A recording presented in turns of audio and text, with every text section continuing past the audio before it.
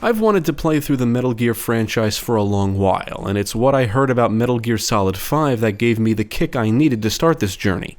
That is, playing the canon games in release order.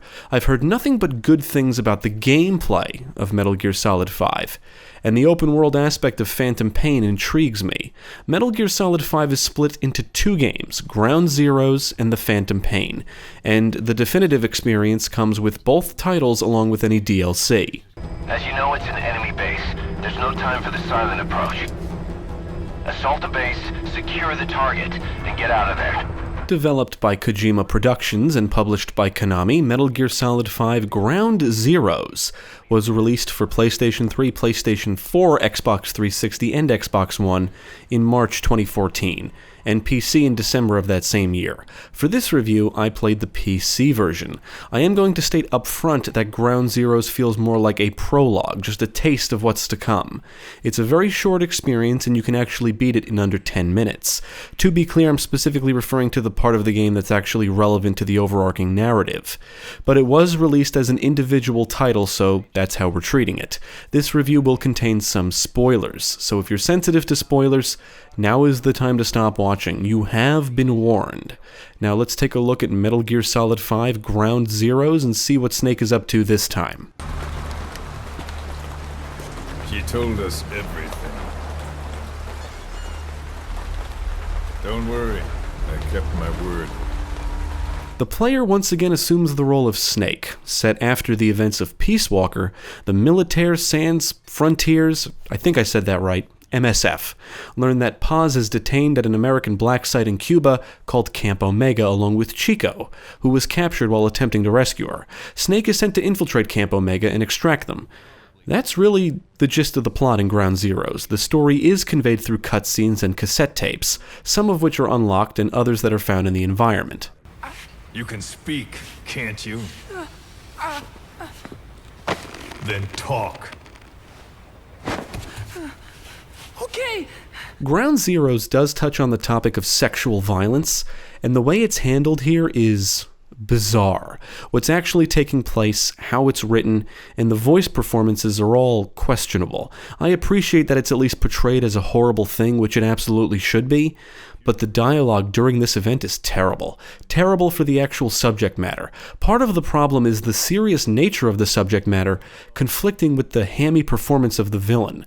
I just don't think the two things gel together very well. I'm all for a story tackling serious and even taboo subjects, but it's got to be done correctly, and I think the writing and performances here don't quite hit the mark. Again, I felt the whole thing was very bizarre. It's handled poorly. Then what?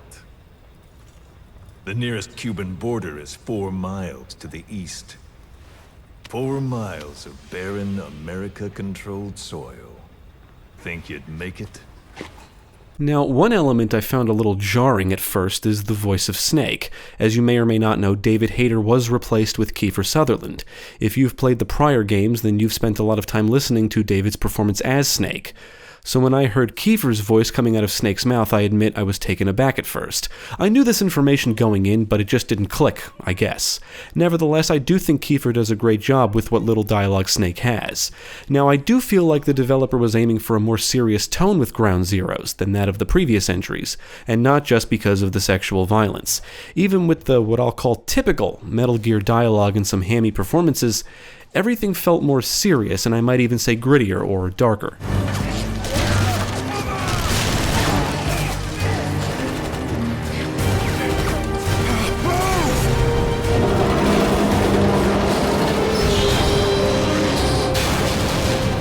All of the game takes place at Camp Omega, which is a base that Snake can freely navigate around. Think of it as just a big map. Once you complete the Ground Zero's mission, I guess you could say you've beaten the game. That doesn't mean you've completed it, but that mission is basically the meat of the story. Needless to say, it's a very short game. As I mentioned earlier, you can beat it in under 10 minutes. In fact, I've heard of some players beating it in under 5. Luckily, that's not all there is. Once you beat the mission, you unlock side ops, and you can also unlock 2 extra ops. There's a little more than a handful of missions total, and completing a mission does unlock a harder difficulty for it. The side and extra ops feel like content added just to give the game more substance. Due to the story-driven nature of the Metal Gear franchise, I did question if any of the side ops are canon, because they do kind of feel like random missions. In other words, they don't drive the plot forward. You'll have to neutralize 2 targets, destroy things, retrieve data, and help an undercover operative escape in an on-rail shooter sequence, which I found to be quite fun, actually. Ultimately, whether they are canon or not doesn't really matter, because if you enjoy the gameplay, these ops give you more of it. And I did enjoy the open-ended direction on display here. Now, the extra ops are certainly something. One of them puts you in the shoes of Raiden, and you must eliminate body snatchers. Yes, body snatchers. The other is called Deja Vu, or the Nostalgia Mission, which is what I call it. The objective here is to recreate scenes from the original Metal Gear Solid. And you can find logos for each Metal Gear game because why not? The mission was clearly designed for fans and simply contains a lot of "hey, remember this?" moments. And I find it funny because Snake, or Big Boss, will make comments that just don't make sense. Chronologically, this mission doesn't make sense, Big Boss would have no recollection of these events, and even the voice actor is different now.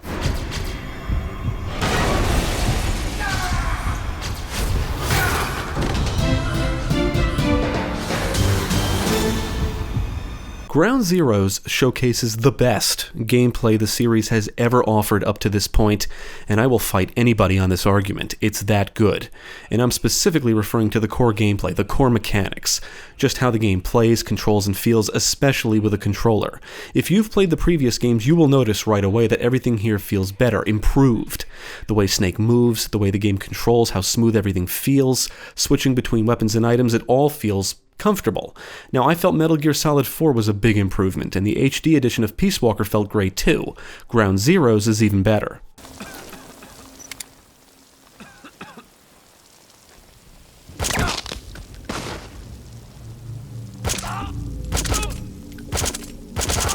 Ground Zeroes comes with a lot of the classic Metal Gear mechanics, crawling, aiming in first person, holding up enemies, interrogations. It's all here, and even crouch walking returns. Not only that, Snake can sprint and easily get in and out of cover. I do really enjoy how interrogations work here. Enemies will typically reveal helpful information like where things are on the map, which is nice. This is a stealth game, and I also feel it can make for a good straight-up third-person shooter. Whether I was sneaking around or shooting, I was having a great time. It does come with some new stuff, including a new mechanic called Reflex Mode, which can be disabled. With it enabled, whenever Snake is spotted, he will enter Reflex Mode, where time briefly slows down, allowing him to neutralize the threat before an alert is triggered. Also new is the iDroid, which shows Snake a map of the area, mission-related information, and allows him to call for a helicopter for extraction.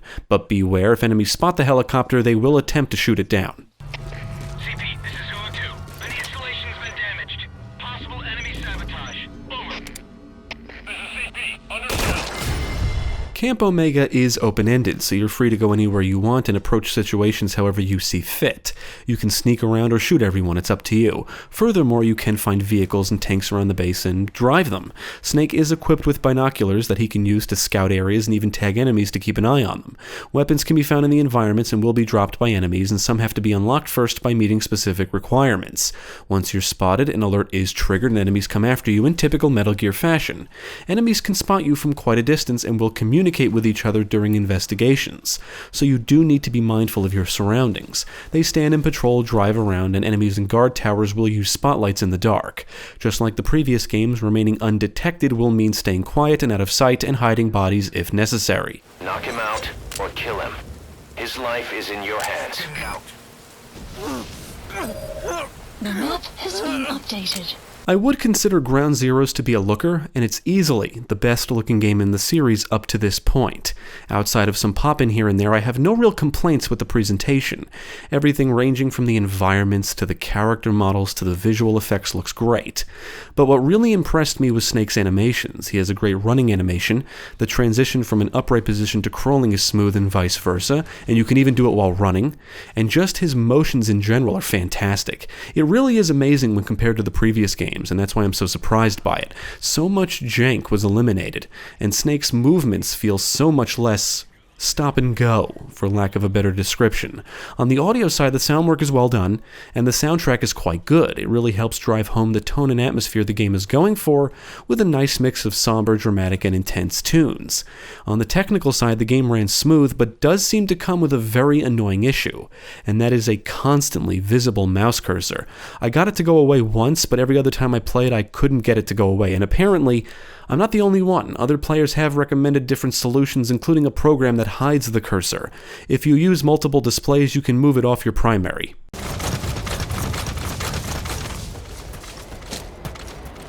Now, even with all its improvements over its predecessors, I do feel Ground Zeroes is an underwhelming experience. There's just not enough content here, and if it wasn't for the Phantom Pain teasing, I feel this would definitely be more problematic, because Ground Zeroes is considered an actual game that we, the players, have to pay for, and it really doesn't offer much. As I said before, it feels more like a prologue. It's a big tease.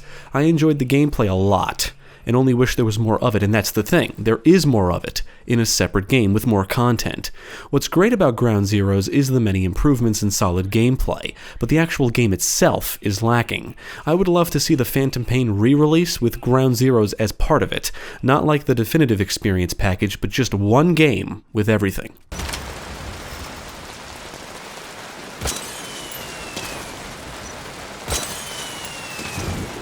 I would only recommend Ground Zeroes if you can get it on sale or if you plan on buying the Definitive Experience, which comes with both Ground Zeroes and the Phantom Pain.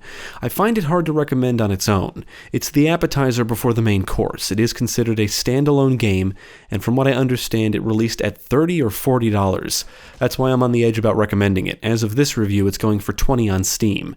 You should definitely play it if you're a fan of the series or already invested in the overarching narrative, but just know as a standalone game, it doesn't offer much.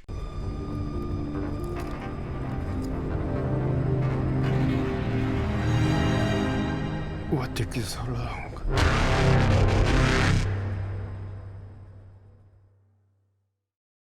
Thank you for watching. If you enjoyed this video, check out the rest of our channel, follow us at the links below, and you can also support us on Patreon. If you're interested in more gaming content, check out our friends over at Gamecast.